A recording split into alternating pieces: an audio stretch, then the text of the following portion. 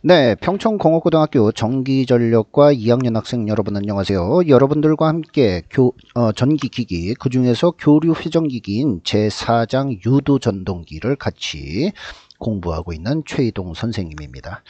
지난 시간에 저희는 유도전동기의 핵심 이론 중에 하나인 슬립에 대해서 살펴봤어요. 그게 핵심 내용입니다.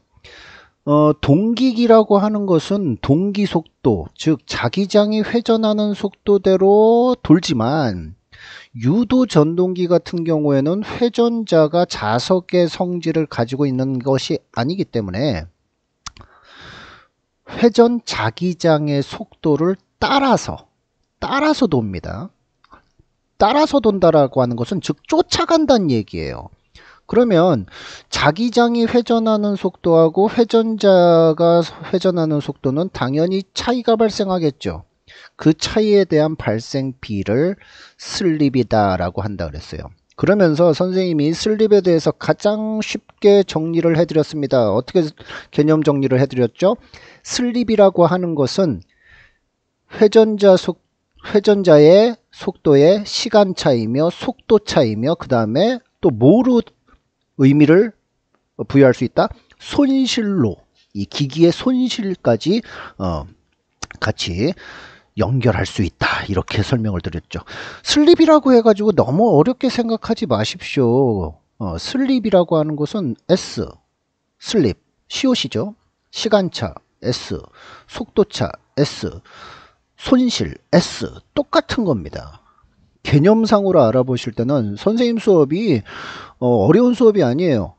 여러분들한테 선생님이 막 대학교 교재대로 막 이렇게 어떤 회로를 풀어주고 또는 다른 선생님이 해드리는 것처럼 뭐 어렵게 설명하는 내용이 아닙니다. 선생님이 이 슬립에 대한 것이 여러분들한테, 즉 우리들한테 어떤 의미를 주는가, 이런 개념 위주의 수업이기 때문에 여러분들 유도 전동기의 슬립을 너무 어렵게 생각하지 마시고 개념 위주로 받아들여 주시면 되겠습니다. 자, 오늘은 말이죠. 유도 전동기의 이제 등가회로, 그 다음에 유도기 전력, 그 다음에 뭐 더 나아가서는 이제 손실과 효율까지 여러분 우리가 살펴볼 겁니다. 자, 교재는 201페이지서부터 시작하도록 하겠습니다. 자, 교재에서 이제 등가 회로를 지금 이제 설명하려고 하는데 그 기본적인 방향이 무엇인지 교재에서 설명을 해 주셨거든요. 그래서 그 내용을 좀 같이 줄을 그면서 보겠습니다. 자, 유도 전동기와 변압기의 구조가 비슷하므로 동일한 모양의 등가 회로를 사용할 수 있다. 우린 변압기의 등가 회로와 유도 전동기의 등가 회로가 거의 같다라고 지난 시간에 배우고 왔습니다. 그래서 등가 회로가 거의 비슷하구나, 이 정도 이제 인정하고 넘어갈 수 있어요. 물론 그 등가 회로를 우리가 지금 직접적으로 배운 것도 아니요. 그 등가 회로에 대해서 우리가 정확하게 다 알고 있지는 않지만 유도 전동기하고 변압기의 등가 회로는 비슷하다. 요 정도는 여러분들이 인정을 하시고 가야 됩니다. 자, 그런데 이제 하나 좀 주의하고 갈 게 있어요. 다만 변압기는 전력을 출력시키고 있기 때문에 그 부하를 임피던스로 표현할 수 있지만 유도기는 기계적인 동력을 출력하기 때문에 출력만큼의 에너지를 소비하는 저항을 이용하여 부하 임피던스를 대신해야 한다라고 돼 있어요. 그렇겠죠, 당연히. 변압기라고 하는 것은 어떤 부하가 있어가지고 뭐 그것을 이제 임피던스로 표현할 수 있는데, 이 유도 전동기 같은 경우는 회전이잖아요. 좀 무부하 시에 어떻게 뭐 이렇게 뭐 표현할 수 있는 방법이 없단 말이죠. 그래서 그것을 저항을 이용해 가지고 부하 임피던스를 대신하고 있습니다. 자, 어찌됐든 유도 전동기의 등가 회로 3상을 기본으로 해야 되지만 지금 교재에서는 여러분들한테 쉽게 접근하기 위해서 단상에 대한 등가 회로를 알려드리고 있어요. 그러나 아까 서두에서도 설명드렸듯이 선생님의 강의가 개념 위주의 설명이기 때문에 이 등가 회로의 자세한 모습 살펴보지 않겠습니다. 여러분들이 좀 더 공부하고 싶다면 등가 회로를 보셔도 되지만 안 보셔도 시험을 보시거나 자격증 시험을 보는 데는 전혀 지장이 없어요. 그래서 등가 회로 보지 않겠습니다. 다만 인정하고 가야 될 것, 우리가 인정하고 가야 될 것은 변압기의 등가 회로와 유도전동기의 등가 회로는 거의 비슷하다. 여기까지는 여러분들이 인정하고 가야 됩니다. 그 다음에 또 하나, 당연히 유도전동기는 슬립이라고 하는 특수한 요소를 갖고 있었죠. 속도 차이가 나죠. 분명히 자기장의 속도하고 회전자의 속도가 속도 차이가 나기 때문에 이 슬립이라고 하는 것이 분명히 어딘가에 영향을 줄 것이다. 여기까지는 여러분들이 인정하고 나서 그 다음에 선생님 강의를 쭉 들어주시기 바랍니다. 자, 그러면 교재에서는 어떻게 표현했는지 한번 보죠.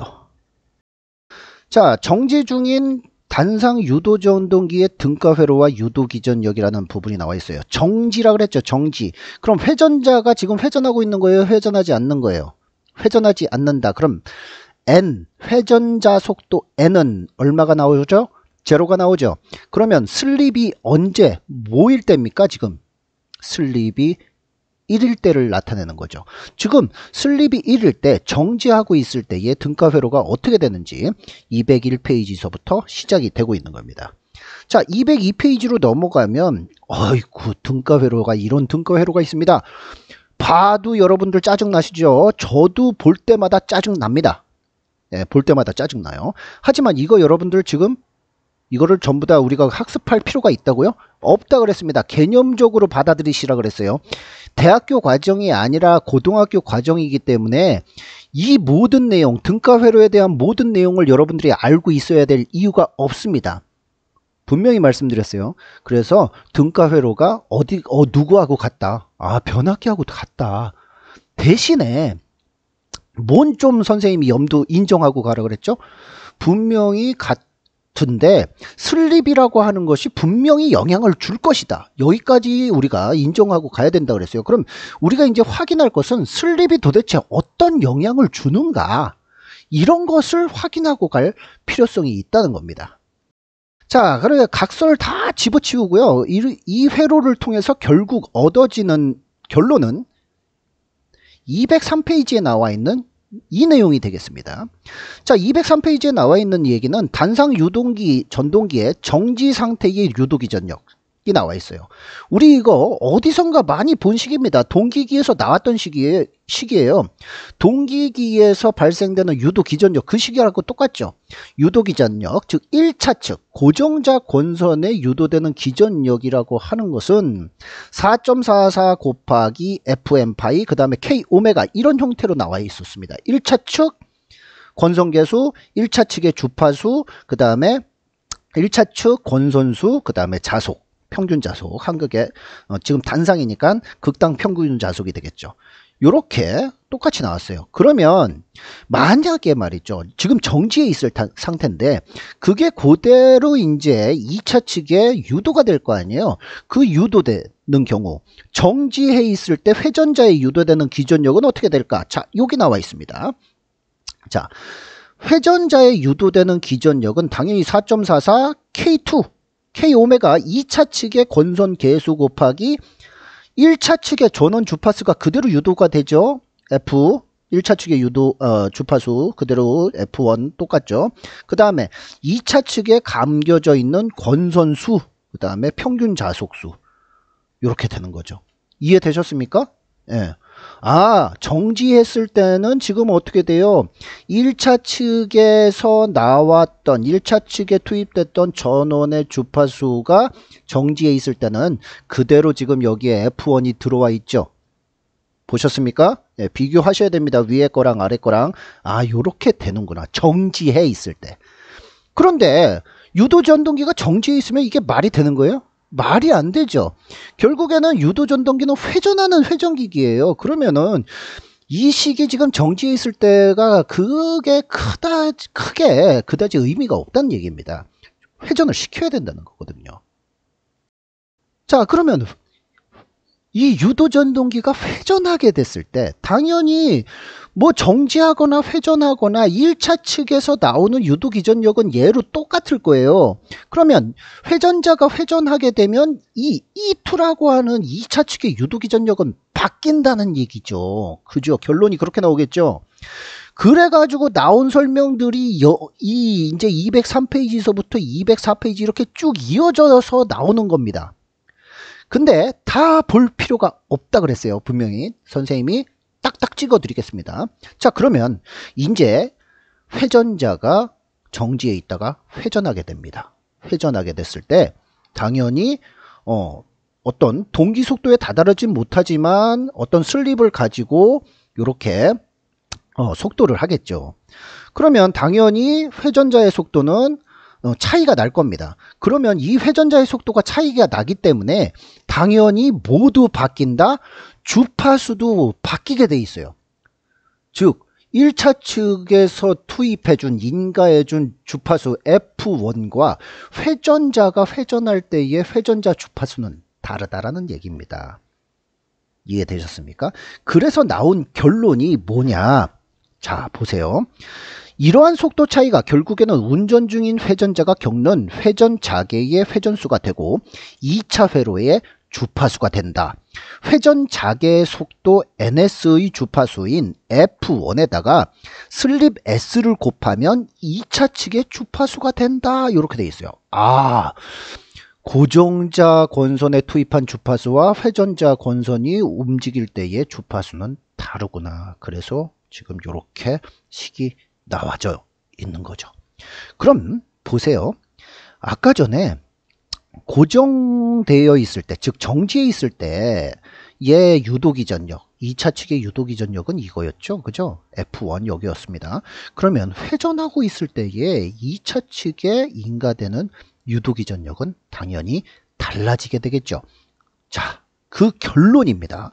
결론이 다음 페이지에 나와 있는 이 내용이에요. 쭉쭉 다 가가지고 206페이지에 이제 무슨 내용이 나와 있냐. 자, 운전 중인 단상 유도전동기 유도기전력이 나와 있습니다. 자, 운전 중일 때 유도기전력은 어떻게 나오냐. E2S라고 되어 있습니다. 자, 유도기전력 2차 측에 지금 운동하고 있다. 운전하고 있다. 이것은 2차 측의 유도기전력, 정지된 유도기전력의 슬립을 곱한 값이 됩니다. 이해되셨어요? 네. 그러면 슬립을 곱하게 되면 어떻게 나타나느냐. 4.44 같고요. K 오메가 2차 측의 권선계수, 이거 변동 불가능하죠. 이건 기계적인 수치니까 똑같습니다. 그 다음에 주파수는 지금 바뀌었다 그랬어요. 운동할 때는 어떻게 바뀐다 그랬습니까? 1차 측 권선에 투입된 주파수의 슬립배에 해당하는 주파수가 2차 측에 들어온다. 그래서 SF1 이렇게 된 거고, 그 다음에 N2 2차 측의 권선수, 물리적인 수치니까 바꿀 수가 없죠. 그 다음에 1차 측에 들어가 있는 한극당 평균 자속수, 이렇게 되는 거예요. 아, 그래서 중요한 내용입니다. 이 식이 중요한 게 아니고요. 이 식이 중요한 게 아니라 바로 아까 위에서 봤던 얘가 되겠죠. 얘가 중요한 식이 되는 거예요. 2차 측에서 회전자가 회전하는 속도의 주파수는 1차 측의 인간 주파수의 슬립배만큼이 되더라. 요게 중요한 내용이 되겠습니다. 자, 오늘 배운 내용 학습 정리하도록 할게요. 오늘 배운 내용 별거 없었습니다. 등가 회로를 배우긴 했지만, 등가 회로를 우리가 배운다고 했지만 선생님이 등가 회로에 대한 모습을 세세하게 여러분들한테 알려드렸나요? 아닙니다. 등가 회로를 그냥 인정하고 가자 그랬습니다. 우리가 대학교 교육과정이 아니기 때문에 인정하고 가자고 했고, 그 다음에 유도전동기에서는 슬립이라고 하는 어떤 특수한 요소 당연히 발생을 하는데 그것이 어떤 영향을 주는가, 이 초점으로 살펴본 거예요. 자, 단상 유도전동기의 등가회로와 유도기전력을 본 겁니다. 우리가 등가회로는 뭐 변압기하고 똑같다, 뭐 비슷하다, 이렇게 보시면 되고, 그때에 유도되는 유도기전력과 주파수에 대한 관계들을 살펴봤어요. 정지 시에는 어떻게 됐었습니까? 1차 측의 주파수와 2차 측 회전자의 주파수가 동일했었습니다. 하지만 운전하고 있을 때 운전하고 있을 때는 슬립이 분명히 영향을 준다 그랬죠. 이 속도 차이가 나기 때문에 영향을 주는데, 그때의 회전자의 주파수는 공급 전원의 주파수의 슬립배만큼이 되더라. 그러면 그 슬립배만큼이 된 거는 유도 기전력에 영향을 준다 안 준다?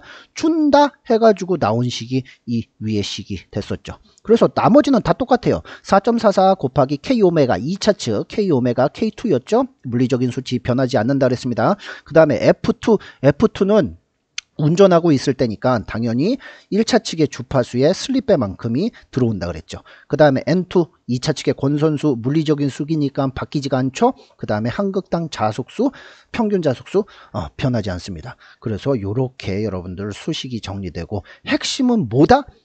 2차 측의 주파수, 운전할 때의 2차 측의 주파수는 1차 측 인가된 주파수의 슬립배만큼의 차이가 나더라. 이렇게 여러분들이 정리해 주시면 되겠습니다. 자, 다음 시간에는 유도 전동기의 손실과 효율에 대해서 살펴보도록 하겠습니다. 자, 제목을 이미 여러분들한테 알려드렸는데요. 유도 전동기의 손실과 효율 상상을 해보세요. 이거 슬립이 유도 전동기의 손실과 효율에 영향을 줄까요, 안 줄까요? 선생님이 먼저 질문부터 드려볼게요. 다음 시간에 공부할 내용에 대해서. 유도 전동기의 슬립은 손실과 효율에 영향을 준다 안 준다? 준다가 되는 겁니다. 슬립이라고 하는 것은 선생님이 시간 차이며 속도 차이며 손실이라 그랬잖아요. 그러면 손실이라고 하는 것은 효율에 상관관계가 있어요, 없어요? 당연히 상관관계가 있죠. 그러니까 슬립 때문에, 유도 전동기의 슬립 때문에 손실이 발생하고, 그 다음에 얘는 당연히 효율에 영향을 줄 수밖에 없겠죠. 자, 이해되셨습니까? 오늘 배운 거 별거 없었습니다. 1차 축의 주파수의 슬립배만큼에 해당하는 주파수가 2차 축 주파수가 되더라. 요 정도까지 여러분들이 기억해 주시면 되겠습니다. 자, 다음 시간에 여러분들과 유도 전동기의 손실과 효율에 대해서 공부해 보도록 하겠습니다. 여러분들 다음 시간에 만나요. 안녕히 계세요.